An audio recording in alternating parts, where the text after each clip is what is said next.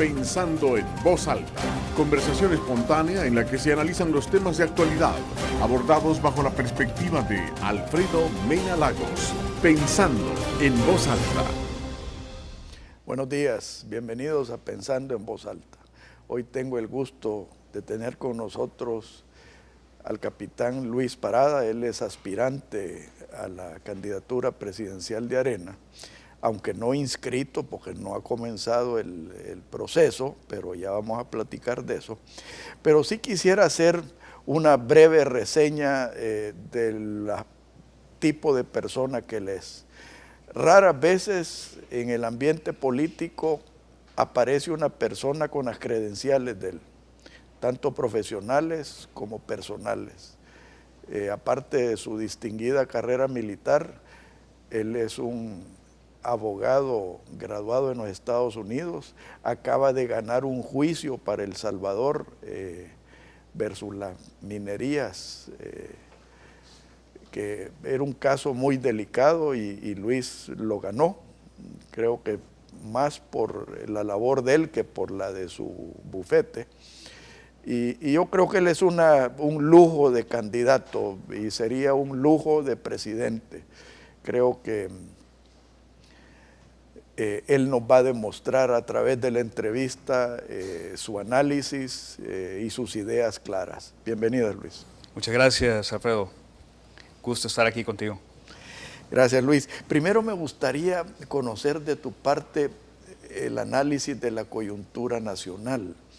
Yo tengo la tesis de que la democracia, la mal llamada democracia, porque creo que es una partidocracia, que se está llevando de encuentro a la democracia. Y por eso es que yo creo que la democracia en El Salvador y El Salvador en sí, como nosotros lo conocemos y lo queremos, tienen una crisis existencial. O sea, la población ya se manifestó alrededor de un rechazo a los partidos políticos, un rechazo a la clase política y una ansia de tener elementos frescos como tu persona. Pero me gustaría conocer tu análisis de la coyuntura política en El Salvador. Sí, Alfredo, mira, en efecto El Salvador ha evolucionado hasta cierto punto en la historia reciente, de las décadas recientes, pero se ha quedado estancado y se ha movido entre gobiernos que se puedan llamar autoritarios, el intento de cambiar a un régimen comunista que hubiera sido un totalitario donde se pierden todas las libertades, y se ha quedado estancado en la búsqueda de la democracia. El problema es que se ha quedado estancado por demasiado tiempo. Tiene que haber una progresión a que los políticos, los partidos políticos representen a la población y se interesen en resolver los problemas de la población, que le escuchen a la población, pero más importante, que actúen para resolver los problemas de la población. Y se han quedado nada más estancados en interesarse en resolver los problemas de los partidos políticos o de los integrantes con poder de los partidos políticos. Eso es lo que hay necesidad de moverse de ese estancamiento. Eso es lo que no le permite al país salir adelante a resolver los grandes problemas que tiene. Así que mira, para eso existen los gobiernos. Si no, seríamos nada más una horda de gente tratando de resolver sus necesidades que son alimentación, salud, educación, seguridad, cada quien por su cuenta, pero existen los gobiernos para resolver los problemas de una forma integrada, de una forma común, de una forma eficiente para todos. Pero cuando los gobiernos no funcionan en base a esa premisa que es tan básica, que deben estar para resolver los problemas de la gente y están nada más para resolver los problemas de determinados grupos que tienen poder dentro de los partidos políticos, se llega a ese estancamiento. Y yo creo que ahí es donde estamos nosotros, es un estancamiento en que los gobiernos y la política se maneja a través de partidos políticos que no responden en realidad a resolver los intereses de la población. Una verdadera democracia, los gobernantes representan los intereses y defienden los intereses y resuelven los problemas de su pueblo. Y eso es lo que no se está viendo hasta ahora. No, y yo creo que hay un riesgo aún más grande, Luis. porque aquí hay que meter el elemento totalitario y de infiltración que ha sufrido El Salvador. Y ya vamos a hablar de la Fuerza Armada, porque yo creo que la Fuerza Armada también tiene su crisis existencial. Pero en ese sentido, a mí me gustaría analizar lo que es el FMLN verdaderamente. Porque aquel gran dicho que dice, dime con quién andas y te diré quién eres. Si tenemos un presidente que dice que Venezuela es el faro que ilumina su camino, que apoya un gobierno a todas luces dictatorial y criminal, y cuando digo criminal no solo porque asesina a su gente, sino porque está involucrado en el narcotráfico, eso en sí significa una crisis existencial. Sí, mira, yo creo que tú lo dijiste perfectamente antes, que el riesgo más grande es que cuando los políticos y los partidos políticos no evolucionan y no le dan la oportunidad a la democracia que funcione, entonces la gente se siente tan desencantada de los políticos y de los partidos políticos que ya no se involucran, y eso le da la puerta abierta para que lleguen precisamente propuestas que son completamente antidemocráticas y que utilizan los espacios que provee la democracia, como son las elecciones, para llegar al poder, pero ya llegando al poder no lo sueltan. El FMLN es un partido político que se origina de 5 grupos armados que intentaban derrocar el gobierno de la República en ese entonces, pero no lo estaban intentando derrocar en esa guerra que hicieron para establecer la democracia, sino que para establecer un sistema totalitarista donde el partido, que en ese caso es, bueno, ahora todavía sigue siendo el Partido Comunista, que está a cargo del FMLN, pueda tener el control absoluto de todos los organismos, de todos los entes de poder dentro de un Estado. Y eso es lo que todavía están tratando de hacer, por eso su interés en minar la legitimidad, por ejemplo, de la Sala de lo Constitucional de la Corte Suprema de Justicia, en tratar de quitarle la independencia y la habilidad de investigar de la Fiscalía General de la República, en no querer que haya una Corte de Cuentas no solo independiente de los partidos políticos, sino que de verdad haga su trabajo. Así que ahora que todos estos casos de corrupción gubernamental que se han estado destapando en los últimos años, ¿cómo es posible que no hayan sido detectados por una Corte de Cuentas que haga su trabajo? Y la respuesta es porque no estaba haciendo su trabajo. Estaba nada más los magistrados dirigiendo una institución que estaba nada más para tapar los problemas que sí existían y se sabía que existían, o se sospechaba, o por lo menos se debería haber investigado que las cuentas del Estado se hayan manejado bien. Entonces, en realidad, el papel del FMLN como partido político y como partido político en el gobierno en estos últimos 8 años, para mí ha dejado bastante que desear, pero es preocupante que lo que ellos están buscando en realidad es acaparar y controlar todas las instituciones del Estado, que es algo completamente contrario a una democracia. En una democracia hay una separación de poderes, hay una división de poderes, precisamente para que no haya un control total, absoluto. Los pesos y contrapesos. Así es, pero eso es lo que están queriendo evitar. Y ese para mí es la amenaza más grande que tiene la democracia en El Salvador. El Salvador hasta ahorita no ha tenido la oportunidad de experimentar la democracia y va a perder la oportunidad si la sociedad civil no se empodera para poder exigir y para poder, a través del voto y a través de exigir, no solo durante las elecciones, sino que durante todo el periodo de un gobierno, o exigirle a sus representantes en la Asamblea Legislativa que hagan su trabajo. Y eso no es algo que la indiferencia no va a resolver nada de eso, sino que la participación, Alfredo. Ahora, tan importante como es lo que tú acabas de describir, es el entorno que estamos viviendo. Yo estoy convencido que la guerra social que estamos viviendo ha sido parte de la estrategia política del FMLN. Y yo estoy convencido de que las maras es un instrumento político del FMLN. Si no vemos quién fue el que inició la tregua y empoderó a las maras. escudándose en un combate al asesinato y a las muertes y todo, que aparentemente era un objetivo legítimo, pero la verdad que los objetivos eran otros. Y creo que, y después vamos a hablar de nuestra querida Arena, los partidos políticos cayeron en la trampa de la tregua y en algunos casos hasta financiaron a las pandillas. Sí, mira, Alfredo, la verdad que en la parte social que tú dices, y específicamente la delincuencia y la delincuencia relacionada a las maras, mira, eso tiene raíces que vienen de décadas y quizás los diferentes gobiernos no se daban cuenta que eso estaba gestando y surgiendo.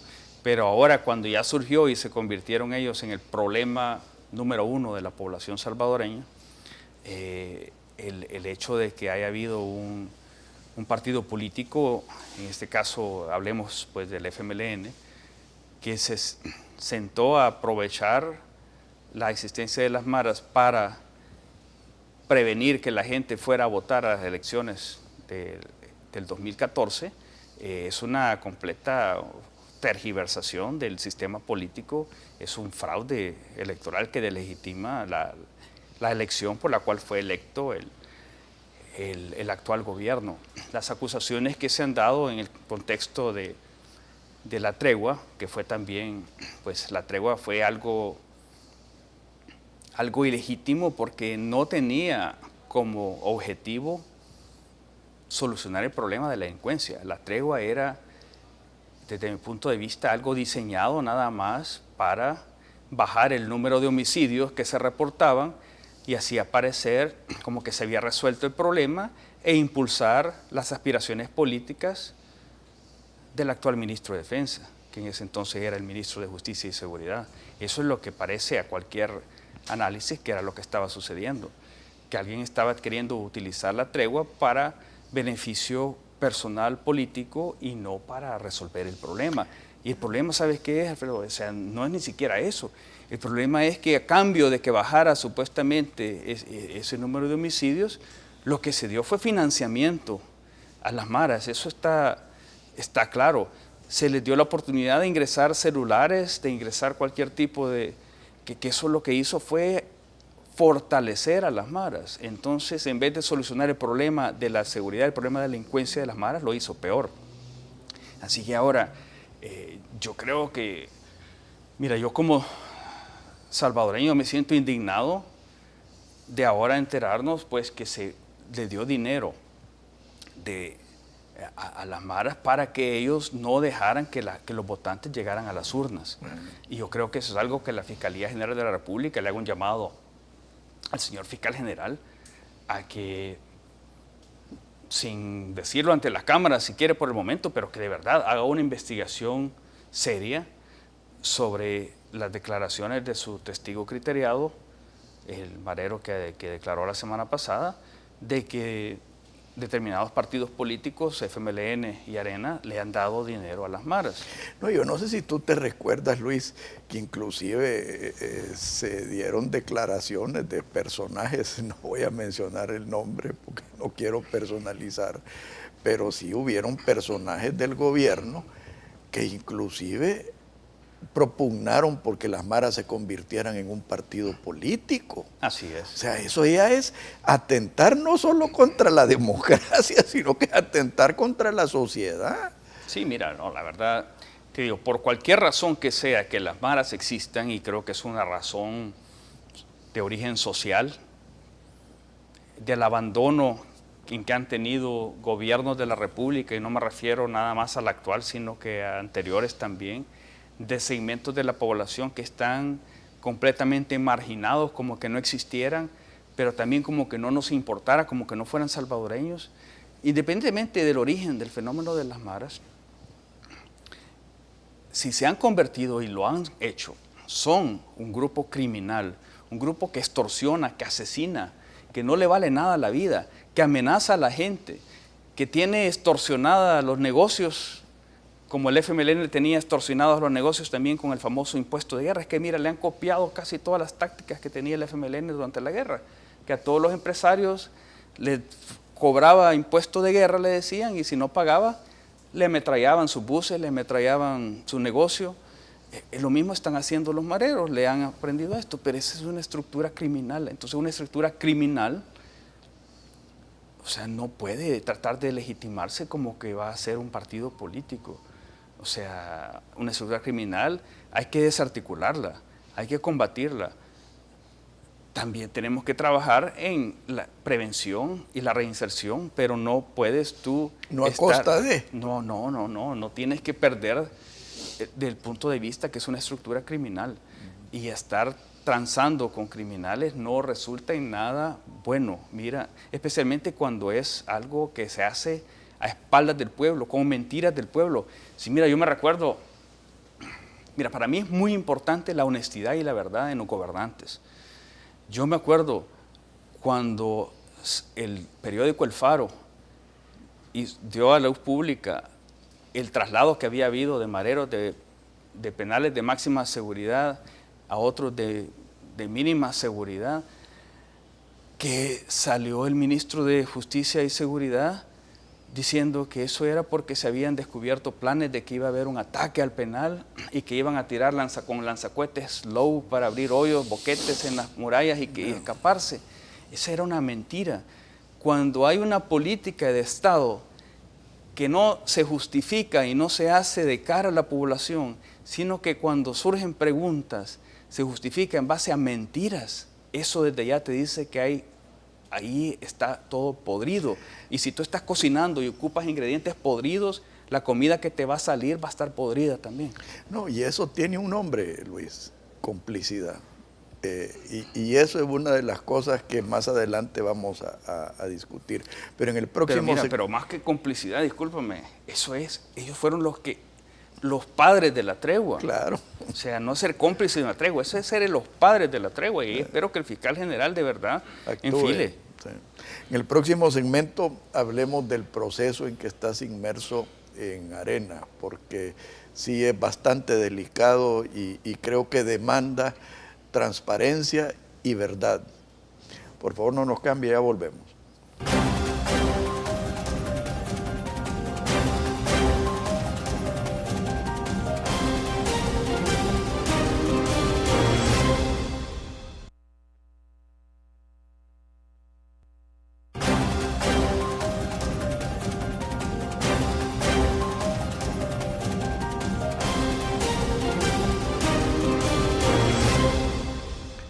Luis, hablemos de tus aspiraciones adentro de Arena.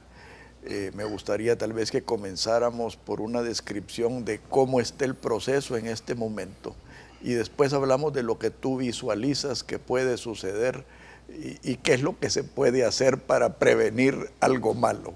Sí, mira, sí, Alfredo, hace 4 meses, en el mes de abril, pues yo tomé una decisión propia por mi propia iniciativa, que me apoyó mi esposa, de participar en un proceso político electoral, porque yo de veras, te digo, me daba y me da todavía cada vez más sentimiento por mi país, El Salvador, de ver la situación tan mala en que está, desde el punto de vista económico, desde el punto de vista de seguridad, desde el punto de vista de falta de confianza en las instituciones, del peligro de la democracia que tú empezaste a hablar, de que la gente ya no tiene esperanza de decir, bueno, señores, si está todos estos problemas que tiene el país, que está a punto de convertirse en un país fallido, si no lo es todavía, yo creo que todavía no lo es, pero está a punto de convertirse, de hacer algo al respecto. Y la gente creo que tenemos la obligación de participar. No podemos quedarnos indiferentes con los brazos cruzados cuando el país que nos vio nacer, que nos vio crecer, está en peligro de su existencia. Entonces yo decidí participar como interesado en convertirme en aspirante a la presidencia de la República, precisamente para desde ese lugar, desde esa trinchera, como dicen muchos, poder contribuir en algo positivo para solucionar el problema del país, junto, claro, con otros aspirantes. Pero a todas las personas, independientemente de cómo participen, a través de la sociedad civil, a través de ser candidatos a diputados, a alcaldes, a consejos municipales. Miren, la política es demasiado importante para dejarla en las manos de los políticos. Y cuando digo los políticos, me refiero a los políticos de profesión, que de eso viven. Nosotros, el pueblo, tenemos que tomar el control de nuestro gobierno, y eso solo se hace a través de la participación en la política. Entonces me preguntabas, ¿cómo está el proceso? Mira, ahorita el Partido Arena acaba de concluir el proceso interno para la selección de los candidatos a diputados y alcaldes, que fue hace 3 semanas. Luego tengo entendido que próximamente va a ser una asamblea general en que se van a proclamar los candidatos a diputados y alcaldes. Ese es el proceso en que está el Partido Arena. A todos los interesados en ser aspirantes a la candidatura presidencial de Arena, se nos ha dicho y se nos ha repetido en múltiples ocasiones que evitemos hacer una campaña anticipada, precisamente para no interferir en la campaña que tienen que hacer los candidatos a diputados, los candidatos a alcaldes, por ganarse la confianza de sus votantes. Y es que mira, ahí no voy a salir yo, Luis Parada, a decir, vote por mi amigo X, porque yo lo conozco y es una buena persona. No, este candidato X tiene que ganarse la confianza de los votantes de su departamento. El alcalde tiene que ganarse la confianza, el candidato alcalde tiene que ganarse la confianza de las personas que viven en su municipio. Eso es lo que debe suceder. Entonces la dirigencia del Partido Arena nos ha repetido en múltiples ocasiones que nosotros no interfiramos con ese proceso, y yo estoy completamente de acuerdo. En una reunión que tuvimos, 3 de los 4 personas que tienen algún interés en convertirse, por lo menos que lo han dicho públicamente, que podrían tener interés en convertirse en aspirantes a la candidatura presidencial de Arena, en esa reunión del 27 de junio, el presidente de la Comisión Política de Arena nos dijo que lo que esperaban de nosotros es que no interfiriéramos. Al final, cada quien, de esas palabras, cada uno de los aspirantes presentes tuvimos la oportunidad de dar unas palabras, y uno de ellos, Carlos Calleja, sorpresivamente hizo una propuesta que iba completamente contraria a lo que nos acababan de decir, que era lo que quería que hiciéramos. Él propuso que en vez de esperar hasta después de la elección de diputados y alcaldes de marzo del 2018 para que iniciara el proceso interno para aspirantes a la candidatura presidencial de Arena, y eso es lo que nos habían pedido que respetáramos, él viene y hace una propuesta de adelantar ese proceso que iba a ser hasta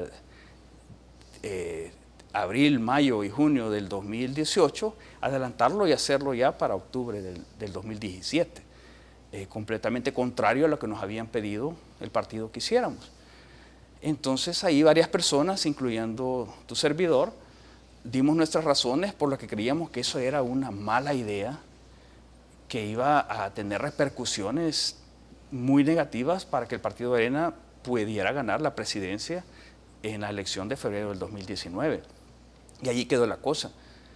Yo me regresé a Estados Unidos después de esa reunión, y me sorprendió la semana siguiente en una entrevista televisiva cuando Carlos Calleja vuelve a lanzar, pero esta vez ya públicamente, esa propuesta.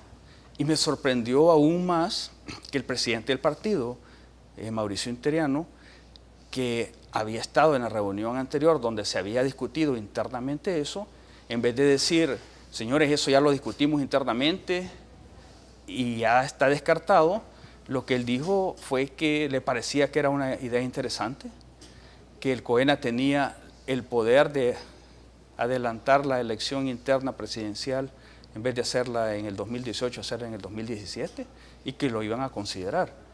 Eso me pareció a mí que era algo desafortunada, esa declaración del presidente del partido, Mauricio Interiano, porque ya la semana anterior se había discutido internamente, y yo creo que, mira, yo soy una persona que creo fervientemente que todas estas cosas hay que discutirlas internamente, pero cuando ya se discuten internamente y cuando se llega a un consenso, yo creo que hasta ahí debe morir la cosa.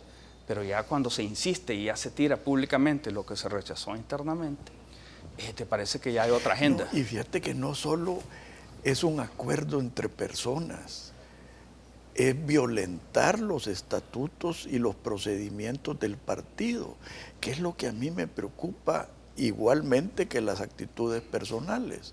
Porque yo creo que una sociedad y un partido se deben regir por las instituciones internas y por los reglamentos que se han establecido. No va a venir cualquiera, por muy poderoso que sea, a saltarse las trancas y violentar lo que se ha acordado. Sí, mira, yo no puedo venir, Alfredo, para estar de acuerdo contigo, yo no puedo venir a querer decir que yo quiero ser presidente de la República y cuando yo sea presidente voy a actuar de una forma de trabajar en equipo, de respetar las instituciones, de respetar las leyes, pero para llegar allí yo lo voy a hacer de una forma que contradiga con mis acciones todo lo que estoy diciendo de lo que yo voy a hacer en el futuro. Tiene que haber coherencia, tiene que haber consistencia entre lo que tú dices que vas a hacer en el futuro y tus acciones de ahorita de cómo vas a llegar ahí. Entonces yo estoy completamente de acuerdo. Ahora lo que me sorprendió a mí fue pues que después recientemente salió un comunicado firmado por 11 de los 14 directores departamentales de Arena, también ya pidiendo que se adelante la interna. Entonces obviamente, mira, nada de eso pasa por casualidad. Nada de eso es espontáneo, todo eso es parte de una campaña ya bien orquestada, bien dirigida por lograr eso. Entonces, para que quede claro, yo creo que eso es algo que es contraproducente para Arena. Creo que es algo que va, si se da, dividiría desde ahora bastante Arena. Mira, pero hay que ver la forma en que queremos una nueva forma de hacer política y la forma en que cuando yo indiqué que quería participar en este proceso que yo veía era una forma en que no fuera una competencia entre 4, 5, 6 personas que para ganar uno tiene que derrotar a los otros. No, yo veía esto de una forma en que los 4, 5, 6 aspirantes a la candidatura por la presidencia pudiéramos trabajar juntos. Que hubiera sinergia. Para que se hacía esa sinergia. ¿Qué significa la sinergia? Que todos trabajando juntos podemos hacer mucho más. Potencian. Que lo que nosotros individualmente podríamos hacer. ¿Y por qué?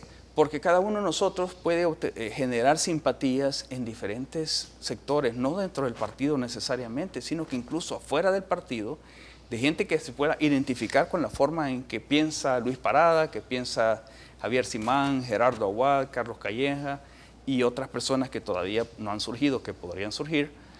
Y después en ese proceso en que estamos nosotros generando esos apoyos, cuando después de un proceso que sea justo, transparente y democrático, una de las personas sea seleccionada como candidato presidencial y otra persona sea seleccionada como el candidato a la vicepresidencia, que todos nos unamos, que todos juntemos todos esos esfuerzos que hemos logrado, que nadie individualmente podría haber logrado todo eso, y lo juntemos en apoyo a ese candidato. Esa era la forma en que yo veía y espero pues, que se pueda desarrollar este proceso. Pero si venimos y en vez de hacerlo cuando estaba ya presupuestado que se iba a hacer en el tiempo, después de la elección de diputados y alcaldes de marzo del 2018, y la queremos hacer ahorita, no damos la oportunidad que ese proceso que toma tiempo se desarrolle. Entonces, si se diera eso, se estaría eligiendo, seleccionando o imponiendo a un candidato prematuramente que no va a poder contar con el apoyo que podrían haber generado los otros aspirantes y que él no va a poder generar. Entonces eso nos lleva a una situación muy precaria, muy incierta, con un partido más pequeño, con un partido dividido, con un partido que no está tan fuerte como podría haber estado en cara a la elección presidencial del 2019, pero que también distrae innecesariamente de la elección importantísima de alcaldes y diputados del 2018. Es que una campaña que se desarrolle, presidencial, que se desarrolle en estos momentos, va a distraer de la que deben estar desarrollando los 262 candidatos a alcaldes y los candidatos a 84 diputados, 84 candidatos. candidatos a diputados, pues, que ellos tienen ahorita, que deben estarse ganando el apoyo de la población. Ahora, hay una cosa que sí pueden hacer ustedes, y permíteme hacerte la humilde sugerencia, es empezar a hablar de ideas. Porque yo creo que cuando uno habla de ideas, ya sea adentro o fuera del partido, fortalece el debate, le da sustancia al debate. Y eso es lo que a veces yo le critico a la política, especialmente a la política alrededor de las candidaturas legislativas, que no hablan claramente de los objetivos programáticos que debieran sustentar. O sea, y ahí sí creo que ustedes, especialmente tú, que tienes una experiencia con la política en los Estados Unidos, que has estado expuesto a eso, le pueden dar sustancia al debate electoral de candidatos y a veces inclusive hasta de alcaldes. Sí, así es. Mira, bueno, ya que comparas la política, forma de hacer política de Estados Unidos y en el aspecto de la Asamblea Legislativa, mira, ya hay un sistema que yo creo que es algo que es mucho más democrático que el que existe acá. Acá los diputados, por ejemplo, son elegidos a nivel departamento. El distrito. En los distritos, allá hay distritos electorales. Ese ha sido uno de mis luchas. Porque fíjate que allá, mira, yo por ejemplo, yo vivo en el estado de Virginia. En el estado de Virginia, si no me equivoco, hay 13 distritos electorales. Cada distrito electoral y está basado en población para que haya una representación lo más uniforme posible en el Congreso de Estados Unidos de la población. En cada distrito electoral hay un diputado, en el caso de allá se llaman representantes, un diputado que representa al distrito. Y la competencia que se da por el estado de Virginia, que sería equivalente a un departamento acá, se da en cada distrito. En cada distrito se da una competencia, así que no son 13 que son elegidos por todo el estado de Virginia, son 13 elecciones para elegir uno por cada distrito. Y así la gente que vive cualquier persona que vive en cualquier parte de Virginia, por ejemplo, comparémoslo con San Salvador, sabe quién es su representante en el Congreso. Y ese representante sabe perfectamente a quiénes representa él. ¿Y a quién le tiene que responder? ¿A quién le va a responder? ¿De quién depende que sea reelecto o que no sea reelecto? Entonces, eso es algo que le da mayor, ¿qué pasa? Mayor democracia al sistema, porque cada congresista en Estados Unidos le responde a sus votantes más que lo que responde a la cúpula de su partido. Y esa es la forma. Ahora te digo, no, sí es cierto que allá la mayoría de votaciones que se dan, los miembros del mismo partido político tienden a votar similarmente, pero no siempre y no todos. Y no porque alguien vota diferente, lo van a estar expulsando del partido. ¿Por qué? Porque la persona, el congresista, toma en cuenta lo que quiere la dirigencia de su partido, pero también toma en cuenta lo que quiere su población. Y al final la decisión es propia de él. O sea, él es el que ha sido elegido para representar, no a la cúpula del partido, él ha sido elegido para representar a las personas que viven en ese distrito electoral en el que él vive. Y si él no le responde a ellos van a ser los encargados de no reelegirlo en la siguiente elección. Créeme que esto para mí es música para mis oídos. Pues me alegra escucharlo. Y por eso es que creo que tú eres uno de los dos mejores elementos que se ven en ese ámbito político. Y créeme que vamos a luchar por esas ideas. En el próximo segmento quiero que hablemos un poco más de los efectos que el accionar del gobierno tiene en nuestros queridos salvadoreños que están en el extranjero y que yo quisiera que estuvieran por regresar, pero regresar por las buenas. Así es. Regresar a invertir, a trabajar, a implementar las ideas que ellos han adquirido en los Estados Unidos y en otros países.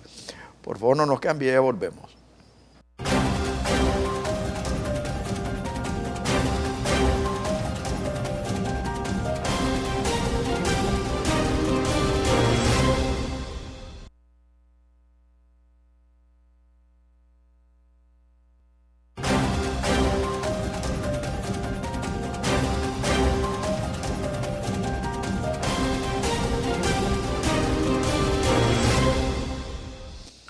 Luis, yo tengo algo de experiencia con la política americana porque desde muy temprana edad me involucré en la periferia. Cuando estaba en high school, yo me acuerdo que trabajé para la campaña del presidente Nixon a los 17 años. Y después, cuando me echaron de aquí de El Salvador, me dediqué a hacer labor de lobbying en Washington. Y hice buenas relaciones, pero sobre todo fue una educación. Pero tú has vivido eso, Luis, y por eso me interesa que tú le describas a los televidentes el efecto que todo lo que está haciendo el gobierno, apoyando a un gobierno criminal, dictatorial y narcotraficante como el de Maduro en Venezuela, qué efectos puede tener en los salvadoreños tan sacrificados y que son héroes de la patria, porque para mí todos los salvadoreños que se han ido son héroes de la patria. ¿Qué efectos puede tener? Sí, Alfredo, mira, yo soy uno de esos salvadoreños que han emigrado de El Salvador y se han aventurado a comenzar una nueva vida en otro país. Tengo 20 años de haberme ido a vivir a Estados Unidos. Allá fui a estudiar de noche y trabajar de día para poder mantener mis estudios, y allá fue que me hice abogado. Pero mira, yo he platicado allá con bastantes salvadoreños en diferentes estados. Eso es lo que yo estaba haciendo, pues esa es mi base, mi distrito, pues que primero que tengo que cubrir. Ya he estado, y te digo que mucha gente, hay mucha incertidumbre, primero por la nueva política migratoria, o la visión o la actitud sobre los inmigrantes que tiene el actual presidente de los Estados Unidos, el presidente Trump, que es una actitud que preocupa tanto a los compatriotas que están indocumentados como a los compatriotas que tienen TPS, que es un estado temporal de protección o de protección temporal. Creo que esa es la mejor traducción, protección temporal. Pero que ya lleva, pues, estar desde el 2001 hasta la fecha, ya van 16 años. Ya casi se hizo permanente, ¿verdad? Sí. Mira, y es temporal porque solo se extiende por un año y medio a la vez. Y mira, nuestros pobres compatriotas, te voy a decir, son verdaderos héroes, como tú dices, porque no solo están allá, que han tenido que adaptarse a un nuevo país, a un nuevo clima, a un idioma, sino que ellos tienen hasta 2 o 3 trabajos para poder mantener sus familias en Estados Unidos y a sus familias acá en El Salvador. Y son los que verdaderamente han mantenido a flote la economía de El Salvador.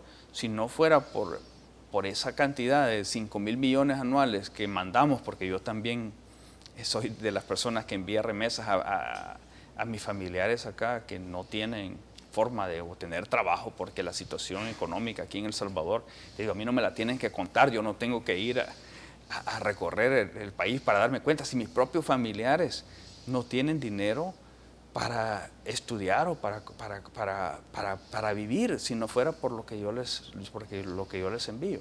Pero son verdaderos héroes porque a pesar de todo eso, ellos creen y confían y quieren a El Salvador. Te digo, como solo el que ha vivido fuera de El Salvador sabe lo que se llama al país hasta que está fuera. Pero las acciones del gobierno de El Salvador actual, que mira, para mí, yo entiendo que el partido FMLN tenga deuda política y deuda económica con el gobierno de Venezuela. Te digo, yo tengo un gran cariño hacia Venezuela. Como abogado, yo he trabajado 2 veces defendiendo al Estado de Venezuela en arbitrajes internacionales, así como he defendido al Estado de El Salvador. Pero uno no puede apoyar de una forma ciega a su amigo cuando el amigo está actuando mal.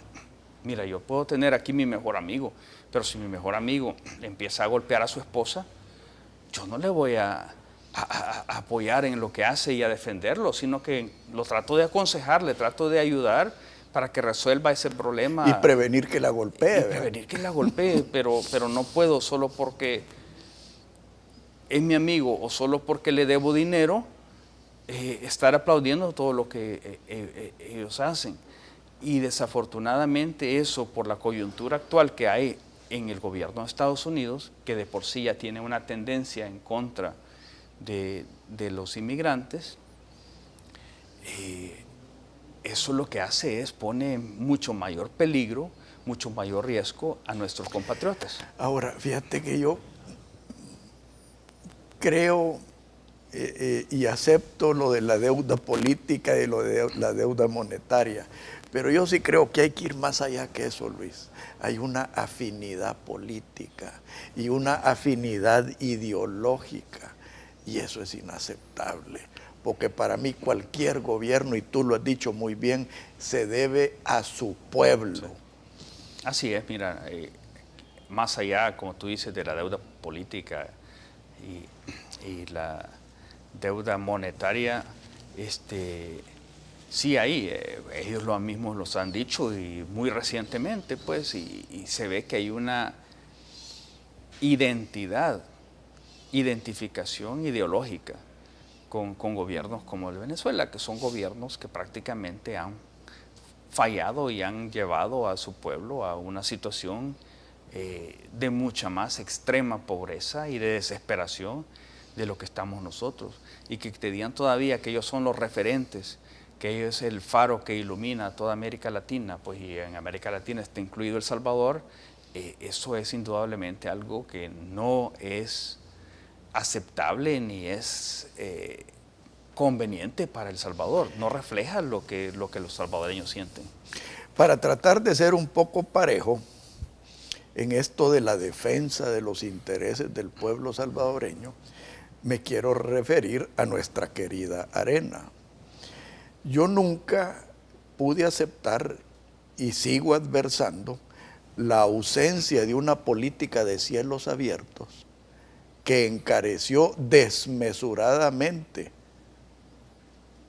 el precio de un boleto aéreo de los Estados Unidos para acá e interno en Centroamérica, afectando los intereses de los héroes de la patria,